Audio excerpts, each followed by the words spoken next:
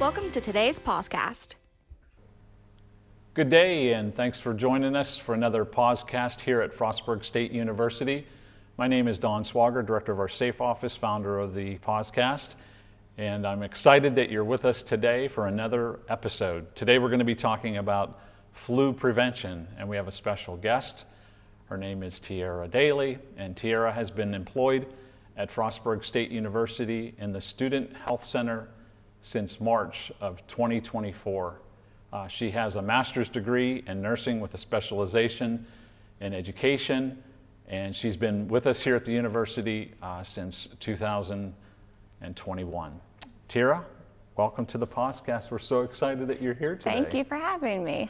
And so we're going to talk about flu prevention. It's that time of the year. Of course, I think it seems like nowadays, any time of the year, flu's all around us and about. I mean, is that true? It's definitely a possibility. The flu season does generally run from October to May. So that's why we're talking today about flu vaccines and getting vaccinated to help prevent the spread. And that's the key word, prevent. I'm a preventionist. That's what I do for a living. And so, again, welcome to the show. I'm glad that you're with us. Thank you. And share your expertise with us today. So first question, what causes the flu and what are some of those symptoms? So the flu or influenza is actually caused by a respiratory virus. Some of those symptoms oftentimes can be confused with the common cold because they share similar symptoms, but with the flu, you are much sicker and feel much worse. Some of those symptoms can range from fever, chills, body aches, headaches, head congestion, it could be runny or stuffy nose, and then just overall feeling very run down, muscle aches and tired.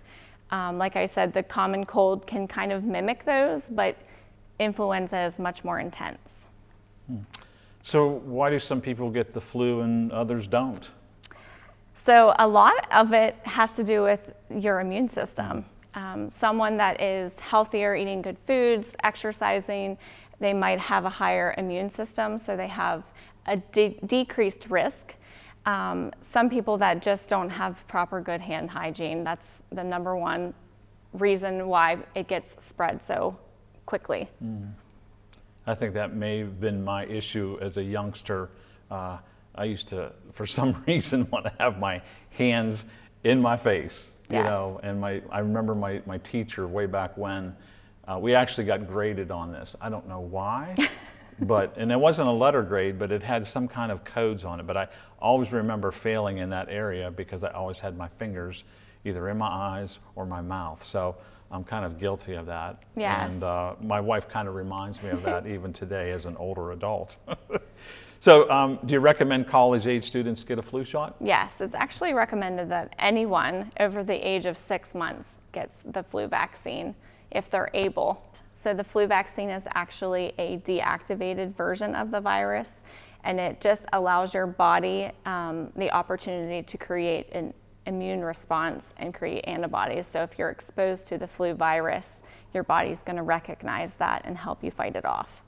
Now, would you agree that there's probably going to be, some symptoms, some people become symptomatic just because, like any vaccine, they're going to produce those kinds of things? There's a possibility, yes, yeah. But it's a very mild case. Yeah, okay, all right. How long does it take to become effective? So the flu vaccine takes up to 2 weeks to become fully effective for protection. So that's why it's recommended, now it's October, get your flu vaccine now. So peak flu season is among us right now, October to May. Is there anyone that should avoid the flu vaccine? So you can talk to your primary care provider if you're like immunocompromised. Someone that has like a chronic illness that maybe shouldn't get the flu vaccine, they could talk to their doctor. Anyone under 6 months old is the only really recommendation to avoid the flu vaccine. So you're a registered nurse working for the Student Health Center here on campus. Do you provide flu vaccines for our students here? Yes, actually we do flu vaccines for students, staff, and faculty. Oh. And we're actually hosting, here's a little plug, a flu vaccine clinic on November the 5th. Okay. It's in the Lane Center down by the game room. But yes, we take appointments for flu vaccines. What if you don't like needles? I know there's some people that really fret it, like, oh my gosh, I mean, I'd like to get the shot or the vaccine, but I cannot stand needles. There is another option. It's called the flu mist. It is recommended for ages 2 to 49. Unfortunately, the Student Health Center, we don't carry that. But if you would be interested in that option, local pharmacies have that and you can check there. So for folks, for whatever reasons, it could be health reasons, it could be based on, maybe my physician or my nurse practitioner saying that maybe this is not the best route for me right now.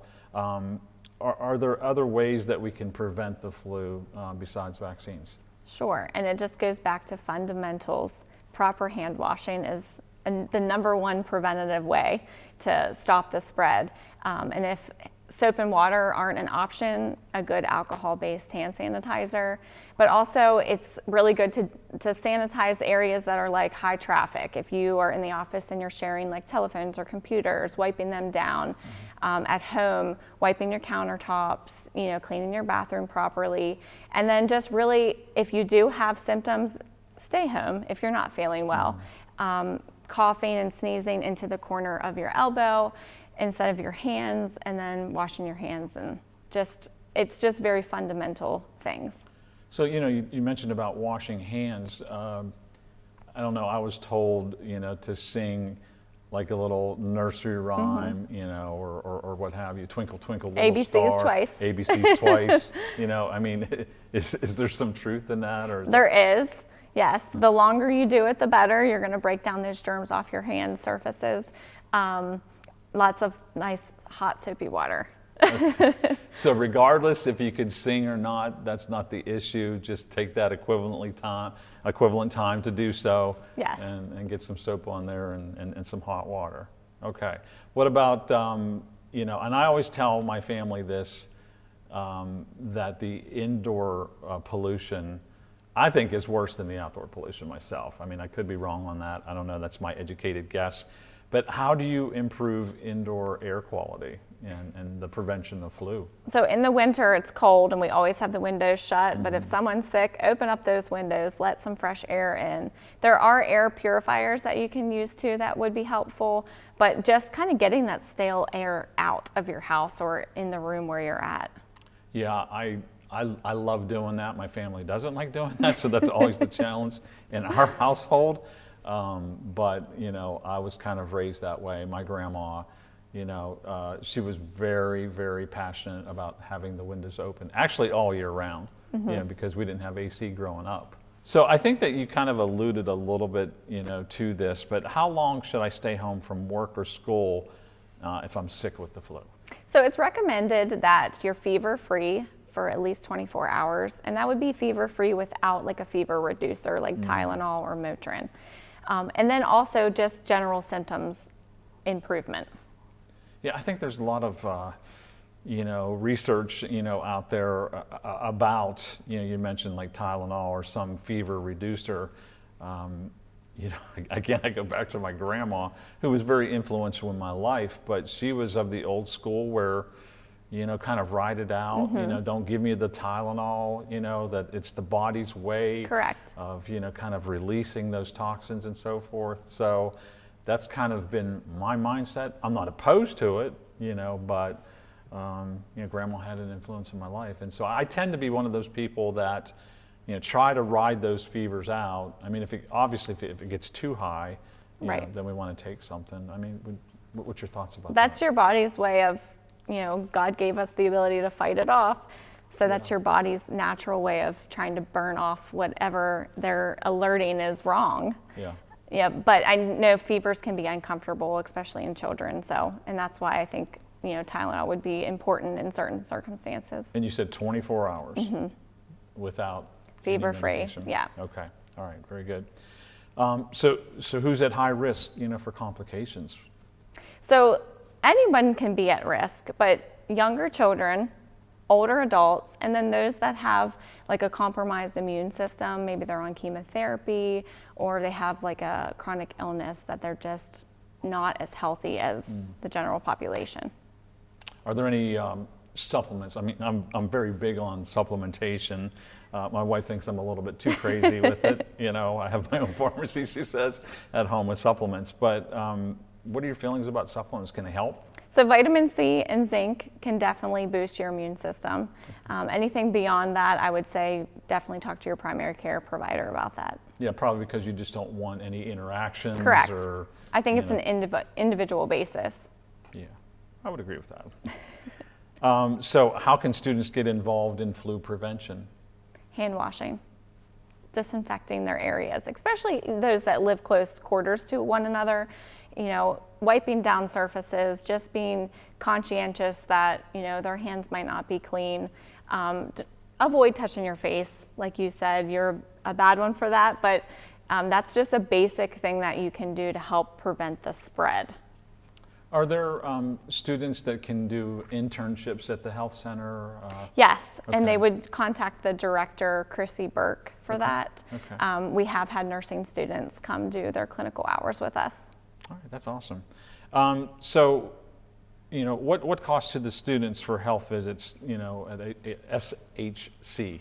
I get used to saying that. Yes. I'm so used to the old Brady health The Brady, days, yes. You know, so it's $20 for a visit fee, and then it can fluctuate. It can increase if we do like testing or medications and stuff like that. We do have an on-site pharmacy, so that helps with transportation. You don't have to go to the pharmacy for some of the common medications that we would prescribe. Very good. I remember in the old days there was like a health advisory committee on campus and a student organization that worked out of the Brady Health Center.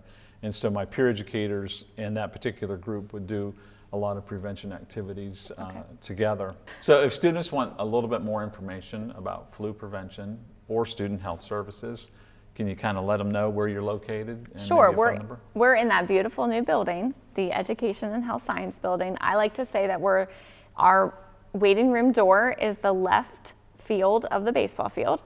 We're right beside the Student Counseling Center on the first floor. And our phone number is 301-687-4310. And we can take walk-ins, or we do prefer appointments. Okay, well, listen, it's been great seeing you again and chatting with you. Thank you for the valuable information, you know, and let's keep our fingers crossed that we'll try to minimize the amount of flu prevention on our campus. Yes, I agree. Thank you, Don. Yeah. Well, listen, thanks for stopping in again today for another podcast here at Frostburg State University. And remember, healthy choices equal healthy lives. Have a great day. Thank you for being a part of our PAWSCAST. This health and wellness podcast is brought to you by the Prevention Center and Peer Education Network at Frostburg State University. If you would like more information about our programs, visit us in Pullen Hall, room 109, or call us at 301-687-4761. Or you can always send us an email at safeoffice@frostburg.edu. Remember to watch our other episodes and stay tuned throughout the semester. Thank you!